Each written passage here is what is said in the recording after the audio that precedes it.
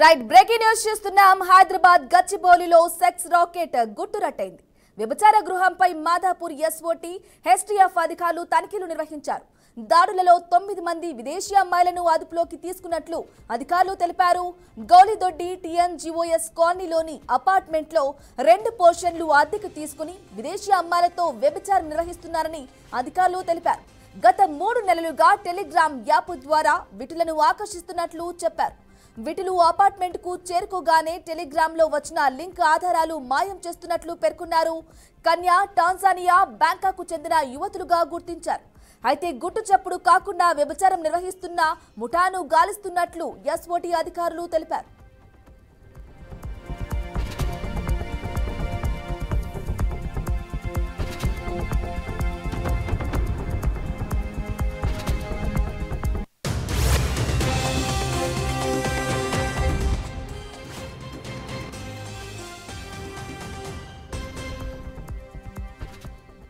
Right breaking news చూస్తున్నాం. హైదరాబాద్ గచ్చిబౌలిలో sex racket గుట్టురట్టయింది. వ్యభిచార గృహంపై మాదాపూర్ ఎస్ఓటీ హెచ్టీఎఫ్ అధికారులు తనిఖీలు నిర్వహించారు. ఇక దాడులలో 9 మంది విదేశీ అమ్మాయిలను అదుపులోకి తీసుకున్నట్లు అధికారులు తెలిపారు. ఇదే అంశానికి సంబంధించి తాజా అప్డేట్ మా ప్రతినిధి మహేందర్ రెడ్డి అందిస్తారు. మహేందర్ రెడ్డి, గచ్చిబౌలిలో సెక్స్ రాకెట్ గుట్టురట్టయింది. వ్యభిచార గృహంపై పోలీసులు మెరుపు దాడి చేయగా మొత్తంగా ఈ సెక్స్ రాట్ వ్యవహారంలో వెళ్ళకొచ్చింది. దీంట్లో 9 మంది విదేశీ యువతులను అదుపులోకి తీసుకున్నారు. కేసు నమోదు చేసి ప్రస్తుతం దర్యాప్తు చేస్తున్నారు. అయితే హైదరాబాద్ గచ్చిబౌలి ప్రాంతంలో హైటెక్ వ్యభిచారం పోలీసులు అయితే మొత్తంగా ఇటు ఎస్ఓటీ అలాగే ఎస్టీఎఫ్ అధికారులు జాయింట్ ఆపరేషన్ నిర్వహించగా మరి ఈ వ్యవహారంలో ఈ సెక్స్ రాకెట్ అయితే వెలుగులోకి వస్తుంది. గౌలిదొడ్డిలో ఉన్న టీఎన్జీ కాలనీలో ఫారిన్ అమ్మాయిలతో వ్యభిచారం చేసినట్టు మొత్తంగా తెలిసింది. వీరంతా కూడా కెన్యా, టాంజానియా, బ్యాంకాక్ చెందిన యువతులతో వ్యభిచారం చేస్తున్నట్టు గుర్తించారు. మొత్తం 9 మంది విదేశీ అమ్మాయిలను అదుపులోకి తీసుకున్నారు.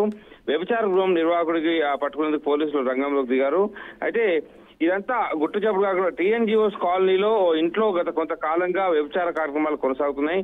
ఈ వ్యవహారంపై పోలీసులకు పక్కా సమాచారం ఉంది. దీంతో నేడు అదైతే నిన్న రాత్రి పోలీసులు దాడులు నిలుపుదల చేశారు. దీంతో హైటెక్ సెక్స్ రాకెట్ అయితే భాగవతం బయటపడింది.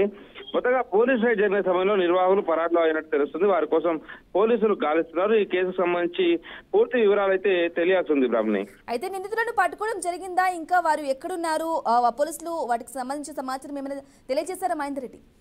అంటే దీంట్లో కీలకంగా ఉన్నటువంటి వారిని అయితే పోలీసులు వెతుకుతున్నారు. దీంట్లో ఏంటంటే వీళ్ళందరినీ కూడా ఆయా దేశాల నుంచి రప్పించిన వారు విదేశీ యువతులను ట్రాప్ చేసి వ్యభిచారం చేస్తున్నట్టుగా తెలుస్తుంది. మరి ఈ ముఠానైతే పోలీసులు అరెస్ట్ చేశారు.